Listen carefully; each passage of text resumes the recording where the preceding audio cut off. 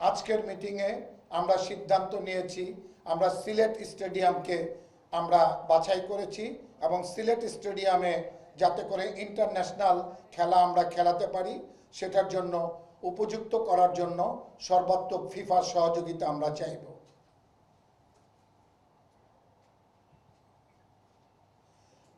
আগামী জানুয়ারি মাসে ফুটসাল ছেলেদের এবং মেয়েদের আরম্ভ হবে এবং সেখানে বাংলাদেশ ছেলে মেয়ে দুই দলই পার্টিসিপেট করবে, এ ব্যাপারে আজকে সিদ্ধান্ত গৃহীত হয়।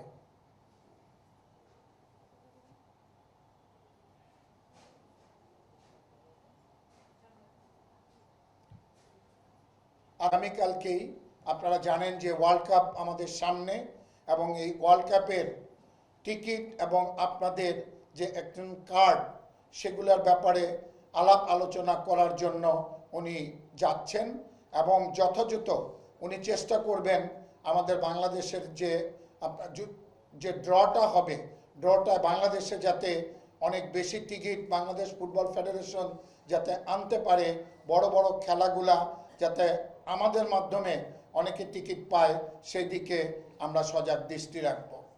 আপনাদের যদি কোনো প্রশ্ন থাকে প্রশ্ন করতে পারেন। পুরো পেয়েছি।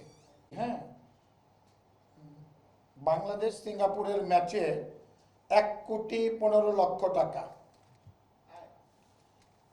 আয়। বাংলাদেশ হংকং ম্যাচে 1,02,07,874 টাকা। বাংলাদেশ ইন্ডিয়ার ম্যাচে 1,88,00,000 টাকা। এটা অ্যাপোর্সমেন্ট আমি আপনাদেরকে জানাইলাম। এরপরেও আরও কিছু হয়তো খরচ আছে, সেই খরচগুলা আমরা পরবর্তীতে আমাদের বের করতে বলছি, বের করে এই খরচটা তারা বের করে দিবে।